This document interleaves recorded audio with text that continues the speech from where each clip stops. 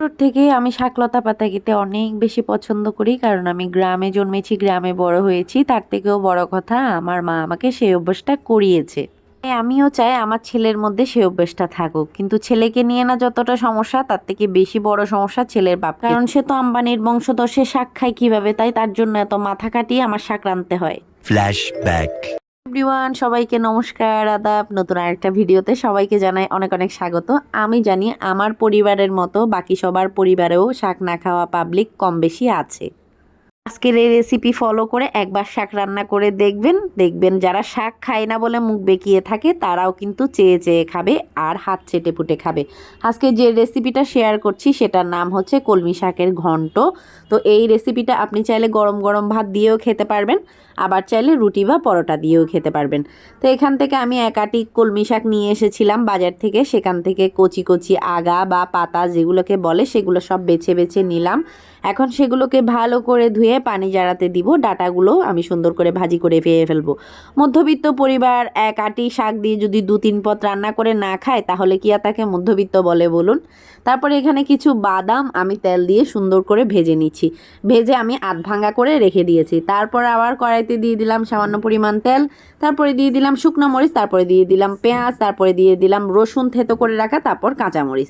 রসুন থেতোর ফ্লেভারটা কিন্তু কলমি শাকের মধ্যে দুর্দান্ত আসে। আর আমার তো কলমি শাক মানেই অনেক বেশি পছন্দ। আমার মতো কলমি লাভার কারা কারা আছেন আর কারা কারা এভাবে ঘন্ট বানিয়ে খেয়েছেন, আমাকে একবার কমেন্ট করে জানাবেন। আর যারা ভিডিওটি দেখা শুরু করেছেন সবাই একটা লাইক দিবেন। ভিডিও দেখা শেষে অবশ্যই আপনার মন্তব্য লিখে জানাবেন। বেশি ভালো লাগে তাইলে অবশ্যই একটা শেয়ার করে দিবেন। এ পর্যায়ে দিয়ে দিলাম 2টা টুকরো করে রাখা আলু আর একটা বেগুন। অবশ্যই বেগুনের টুকরোগুলো একটু বড় হতে হবে, কারণ আলুর তুলনায় বেগুন তাড়াতাড়ি সেদ্ধ হয়ে যায়। তারপর সেগুলো যখন সেদ্ধ হয়ে গেছে, এবার দিয়ে দিলাম গোটা একটা টমেটো, সুন্দর করে 4 টুকরো করে নিয়েছি সেগুলো। তারপর মশলার মধ্যে যাচ্ছে শুধু নুন আর হচ্ছে হলুদের গুঁড়ো। তারপরে দিয়ে দিলাম শাকগুলো, সব কিন্তু আমি ভালো করে ধুয়ে পানি ঝরিয়ে নিয়েছি। তারপর ঢাকা দিয়ে 5 মিনিট রেখে দিলাম। তারপর দেখুন এক কড়াই শাক কিন্তু কিভাবে নরম হয়ে অল্প পরিমাণে হয়ে গেছে।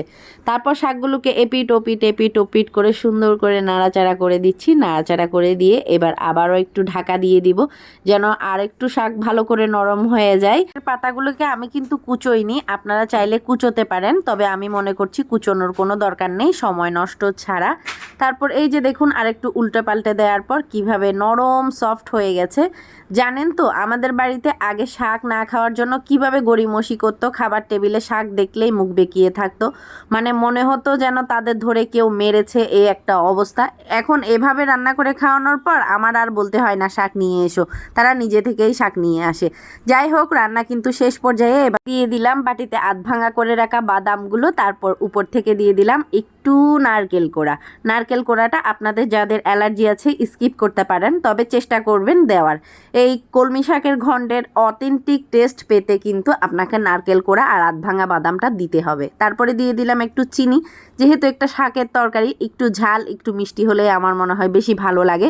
তো রান্না আমার রেডি নাও। এবার গরম ভাতের সাথে খাও, আর রুটি বা লুচি বা পরোটা দিয়ে খাও, যার যার মনের পেঁয়াজু আর সিঙ্গারা, কোনো সমস্যা নেই। দেখতে যেমন দুর্দান্ত হয়েছে, খেতেও কিন্তু ভীষণ ভালো হয়েছিল। তো যাই হোক, এবার আমি উপর থেকে আরেকটু নারকেল কোড়া ছড়িয়ে দিচ্ছি, কাঁচা নারকেলের ফ্লেভার আর ভাজা নারকেলের ফ্লেভার। আর উপর থেকে দিয়ে দিচ্ছি একটা ভাতাসা মরিচ। আজকের দুপুরের লাঞ্চ একদম জমে ক্ষীর। তো আজকের রেসিপি এ পর্যন্তই, কালকে আবার দেখা হবে। টাটা।